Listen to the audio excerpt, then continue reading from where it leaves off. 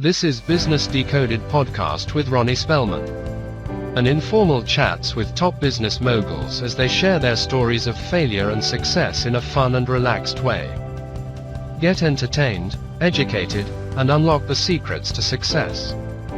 Welcome to Business Decoded with Ronnie Spellman. I'm really delighted to have a special guest in the studio today. I am extremely thrilled. We typically had a series on Gen Z, and I like to recite the dates and numbers for each generation, but the silent generation was born between 1928 to 1945, baby boomers between 1946 to 1964, Generation X from 1965 to 1980, millennials from 1981 to 96, and Gen Z from 97 to 2012. I am here with a Gen Zer who's doing some really amazing things, and it's fascinating to watch Gen Z come into their own. They're starting to create businesses, they're entrepreneurs, they're leaders, they've graduated from college, many of them. The economy has shifted enormously just in the past 20, 30 years, and Gen Z is really embracing this new economy that's driving the world as well as the country here in the U.S. Anisha Holla.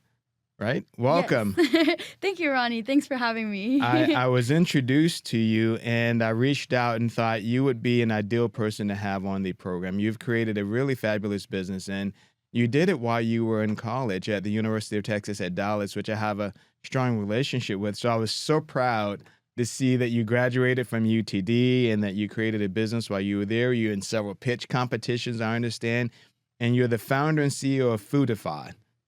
Tell me about your business. Yeah, of course. So I started out as a food influencer myself here in Dallas.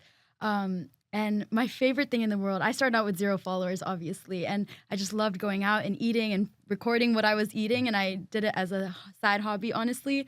But my favorite thing in the world was when I started getting traction on my account. Now it's at 164,000 followers. So it's grown a lot since then. On which account?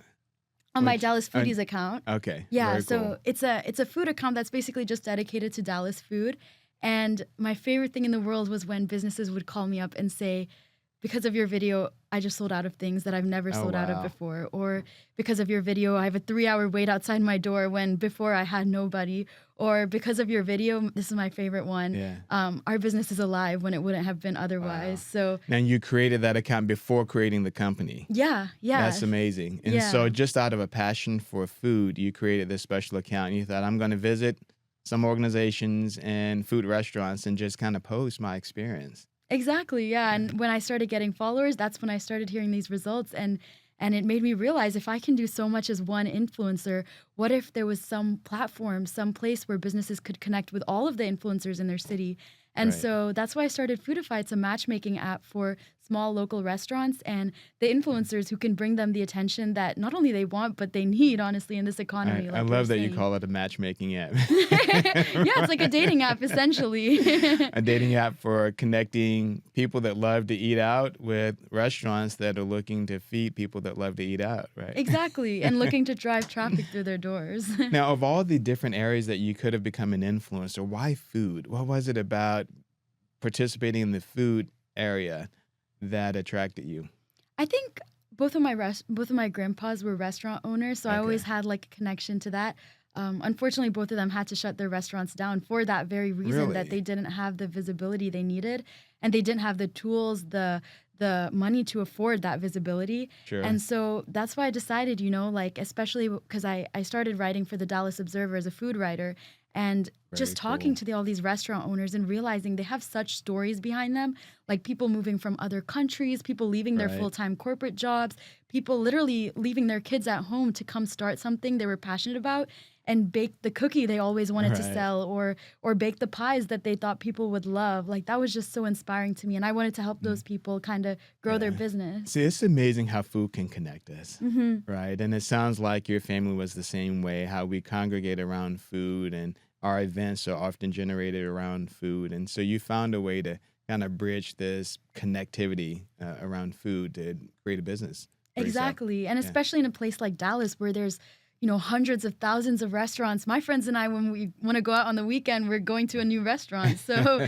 it's really a way for us to like socialize and bond with each other. And it's always nice to know what restaurants are up and coming in the area. And influencers are a big part of that, I think, nowadays. And I've always wondered the past few years, as kind of the shift has changed between advertising on traditional television, how does someone in that Gen Z category find a place to eat or find which movie is a good movie or find a specific hotel? Like, how does that happen today? Where do you go to find a good place to eat?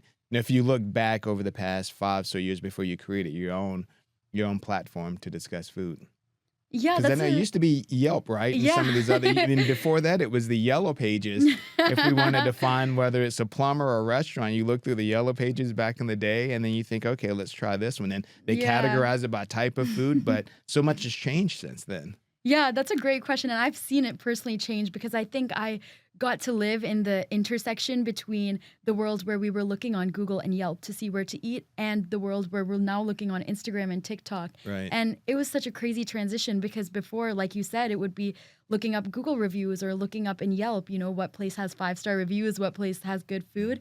Now, every single time we want to go out and eat, it's always Instagram or TikTok, searching best places to eat in Dallas. And obviously the first thing that comes up are all these influencers videos. So it really is powerful, especially with Gen Z who are using Instagram and TikTok primarily as just a way to find things to do, places to eat, movies to watch, like anything you find on Instagram and TikTok now. So we'll get into kind of the details of your business because as a marketing platform, it is really, really cool as a concept. But tell me more about Instagram and TikTok. Like, are those the two major platforms that people would go to find nearly anything? Like, how is it used by, if you were one of the major companies in the U.S., whether let's say Kraft or Procter & Gamble, P&G, how would they go about implementing a platform like TikTok and Instagram? I know a lot of them are already doing it, and they've figured some of it out, but some other company that's just starting their business and they want to reach that market, like how do they understand it?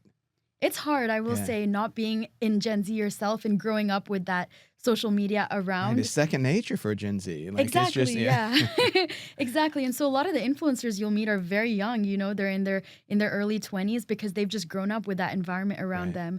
But the people that we were really trying to help with FoodiFy is those restaurant owners that just don't know, the first thing about social media. They don't know how to make a viral video. They don't know what's going to capture people's attention.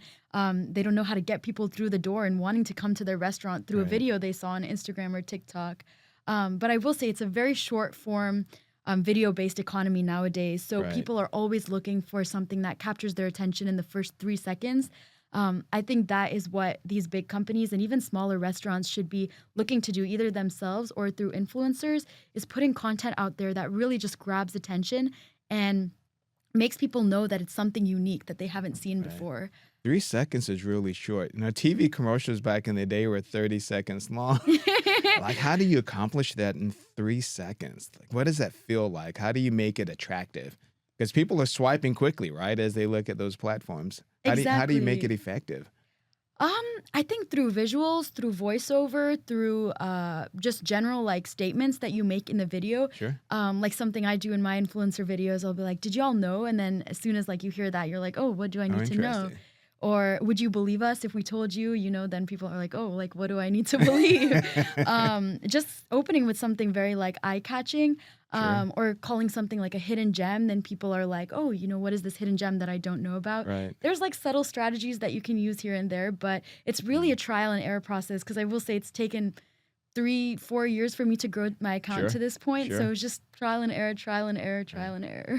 Not a lot of influencers make that transition from influencer to building a business. Now, for many, I think it's important to know that as an influencer, that is their business, and they can generate an income from it. But you transition from being an influencer to now having a real business. That's a marketing business. What is that transition like? Why did you make that leap over instead of just being an influencer? Why transition to building a business? That's a great question. I think what I noticed is a lot of restaurant owners, like I mentioned, the one that, for example, had a line outside their door when they said they never. It was a chicken and waffle place actually, and the owners, they said that their parking lot was empty. They weren't having people, so they invited me and they're like, "Hey, can you post a video about our business?" Podcasts are so popular, even monkeys are doing it. 75% of Americans listen to podcasts monthly. That's 210 million people in the United States alone. And yes, podcasts are profitable. Joe Rogan is making $30 million per year. Your content, your knowledge is worth sharing. Don't just dream it, do it. Visit AndyCostaFilms.com/podcast and turn your content into leaks. the next day they had a 3-hour line of cars outside. Just from your post? Mhm. Wow. Yeah, and the owner called me. He was in tears. He was like, "Oh my God, I've never seen this many people before." Incredible. But the problem with social media, and this is something that, obviously we're still trying to figure out, is it's very short-lived. Right. The Instagram, the TikTok algorithms are always pushing out things that are very new. Right. And then as soon as they're old, they move on to the next new thing, have to stay current. Exactly. So what these restaurant owners would tell me all the time is like, I just saw the busiest month of sales in my life. Wow. But then it drops down. Then what do I do to get more people like Right. you through the door? And so I realized there was this huge demand among businesses and among restaurant owners to have consistent flow of people coming through the door that could post these videos for them and not necessarily have a huge spike and then it drop Right. down, but to have those spikes every month to where they can grow their business Right. long term. That's pretty amazing. So I want you to tell me about your business, but I want to set this up a little. So you began college in 2020 and you were right during the middle of COVID. So COVID began in March 2020. You started in that fall. You graduated in 2024 and you started the business while you were in college. And so what did that process look like for you? So you thinking, okay, I now want to set up a business. How do I incorporate? Where did you go to find that next step for you? And I know you, again, as I mentioned, you were in pitch competitions and you had professors that kind of help, but walk someone through, how do I become the next Anisha in starting a business? Yeah, that's a very deep question. I think what really changed my mindset, and this might sound a little wishy-washy, but I was pre-med in college, to give you context. So I fully thought I would be a doctor.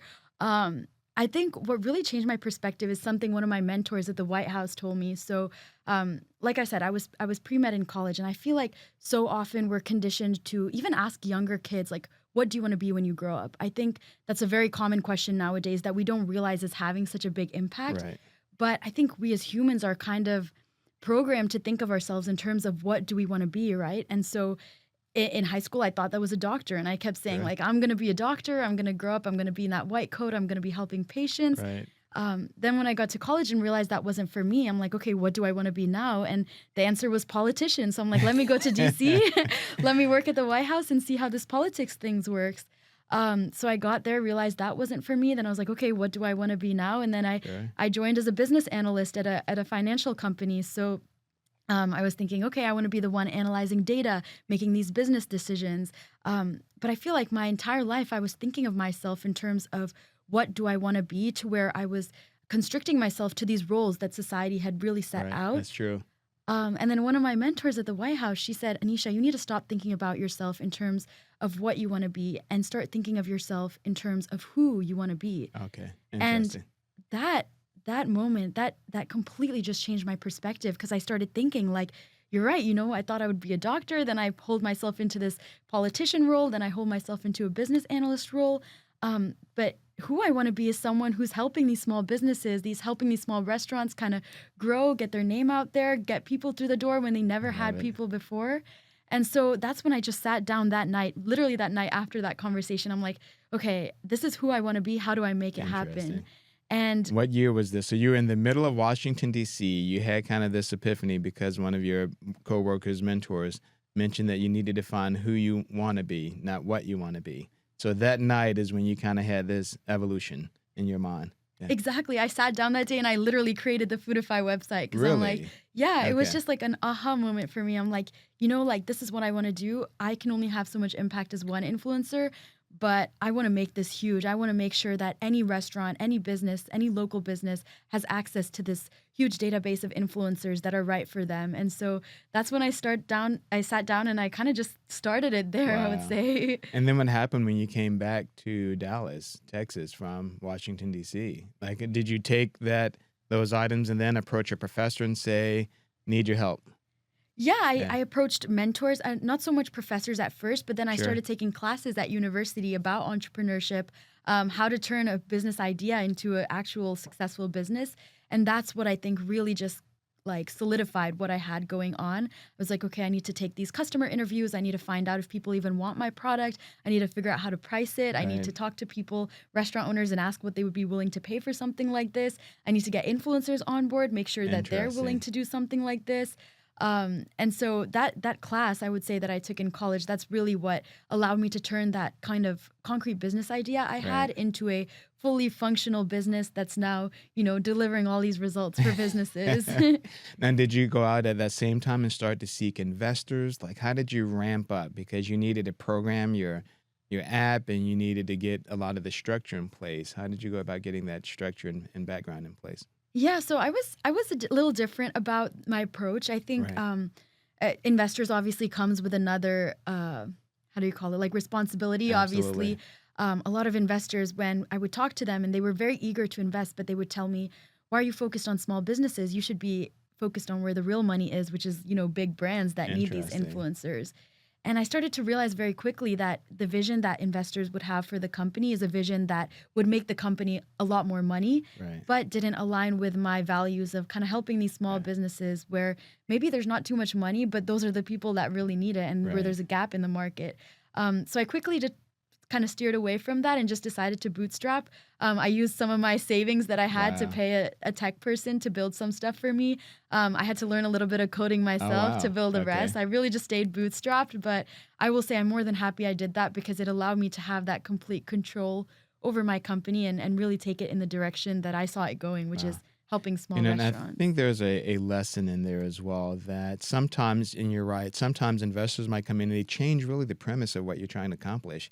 And either you can shift with it or you can stay true to what your goal is. And I think there's so much value in helping these small businesses because they're wonderful people, they're wonderful leaders. And how do you help them achieve their goal of success? And it sounds like you've stayed true to that concept. So you used your savings, you learned how to code, and I think you hired a few other people, right, to help kind of round out that initial team, a salesperson and the like. What did that next phase look like for you? And by the way, you're still in college as you're doing this, so you're still having to go to class as well. You didn't drop out. I know some of the people like a Mark Zuckerberg, he left Harvard to build Facebook, but you stayed in while you're still building your app. Yeah, it was hard to balance. I will definitely say, like, I have this vivid memory of me like sitting in the back of one of my classes and literally like emailing back and forth and having like kind of a written interview with someone that I was planning to hire for the sales team while I was supposed to be listening to obviously my class lecture. So I didn't do a great job of it. Obviously, it's not too easy to balance both Right. being an entrepreneur and a student. But I knew my goal wasn't to drop out because I was really, really finding value in these entrepreneur classes that I was taking. Fantastic. It's just the other classes that kind of took a backseat because I'm like, if this is my vision and this is what I want to do, then I need to start working on it as soon as possible before the opportunity is too late. Because like you said, the Right. economy is evolving, things are evolving, and I wanted to make sure that it was going places while it Right. could. And tell me about the pitch competition that you participated in at UTD. They have a fantastic pitch competition program, by the way. But Yeah. how did you get involved? How did you learn about it? How did it go for you in the pitch competition? Yeah, it went great. I ended up winning the first prize, so that was a great help, not only financially to my business. I did get Yeah. prize money off of that, but even more so in the fact that people believed in my idea. Something I thought was interesting about, something you've mentioned on other podcasts is that there will be a lot of people that tell you no before you get a Right. yes, right? So the fact that there were a panel of judges there that believed in my idea, that believed in me, that wanted to give me first prize in this competition that, hundreds of kids were applying for. Right. That was kind of the push off the cliff for me, and it's just saying like, hey, you need to do this full time. Like, this is a real. So I met with someone last night who's relatively young, about your same age, Gen Z, and I was talking to him about the pitch competition. So I've been around that since I lived in California, these pitch competitions. And there's an art to succeeding in a pitch competition, being concise, having something that you can demonstrate as your product. Tell someone who's looking to get involved. And the interesting part is that I've been involved with these pitch competitions, and they weren't just for high schoolers or colleges. In a pitch program, you're going to see people of all ages, from 20-somethings to 40 and 50 and 60-year-olds that are now living their dream in building a business. But what does the prep look like? Because you glossed over it quickly and just went to I won. But what does that look like, preparation, and how did it go for you? How long was your pitch? What did you bring? If someone's looking to get into a pitch competition, how do they prepare? Yeah, I think the biggest thing, and you can look this up. There's so many guides online about the main components of a pitch competition. First, obviously having kind of an introduction, having a Right. business model set, having a revenue model set. Like, Right. what are you going to charge for the product? What are people going to pay for it? And I think the biggest thing is incorporating examples of impact. For example, what is your timeline going forward Right. with if you were to win the competition and get the money? What would you use those funds on, first of all? Also, what impact have you already driven in the community? What evidence does there exist that this product's going to work, that people are going to want Right. this? I think it's a very tricky game of just showing evidence in any way possible that this is going to work out, because the reality is 99% of startups fail. So those True. judges, they're thinking in the back of their mind, is this startup going to be in that 99%, Right. or is this one going to be Right. the unicorn that I want to invest in? So Right. you have to do your best to just show them that, hey, this is evidence A, this is evidence B, this is evidence C, that this is going to work out. These Sure. are the results we've already delivered. These are the customer interviews that we've had. These are how many people are already using our product. I think all of those. This is other people that have invested in our idea. This is other competitions we've won. All of those kind of evidence-based claims, I think, are what really make your pitch stand out and help me win that one. And did it feel like an episode of Shark Tank, or did it feel a little different? It felt a little less intimidating. I will Okay. say the judges were a lot nicer, but I will say Shark Tank was one of my favorite shows growing up, Right. and that did teach me a lot about how to, again, capture judges' attention, make sure that they're invested in your product as much as you Right. are. Right. Now, from a physical presentation perspective, how comfortable were you? Were you totally terrified? And I ask because so many go in thinking, oh, it's going to be either easy and they're underprepared, like they don't know their numbers well. But how challenging was it for you leading and getting into the room, and how comfortable were you in having that conversation with these people that are adults? Mark Cuban has been a judge, by the way, speaking of Shark Tank, at the University of Texas at Dallas pitch competition. So how did it feel, like being in front of them and pitching to these people that are geniuses in their industries? Yeah, it is an intimidating feeling, obviously, because, the people sitting in front of you are people that, like you said, have years of experience. They've made it in their industries. They know what it takes to be a successful entrepreneur. But if anything, I think that makes it even better to go in with the mindset of, I'm here to prove myself to these people. I'm here to prove that I can be one of them someday. And I think that confidence, that belief in yourself is really what it takes to just pitch like a rock star and make sure that you believe in yourself so much that they have no choice but to believe in you. Right. That is so cool. I know we're nearing the end of this program, and I want to have you back. So I'd love to dig more into the details of your business and how you generate influencers and how you find new restaurants that you can bring on board. But in your first year of operation, so the year you graduated from college, you generated nearly $1 million in revenue, which is just incredible. And I think you did it without having any investors or any debt coming out of it, which is just a remarkable feat.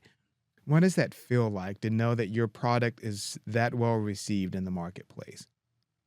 It's a humbling feeling, honestly. And I think my favorite part about it is actually hearing the testimonials of how it's helping these small businesses. Right. I really want to do something when I grow big enough, obviously, to give back to that community of small business owners and maybe have like some sort of free trial program or something where they can Very kind of cool. test it out for free.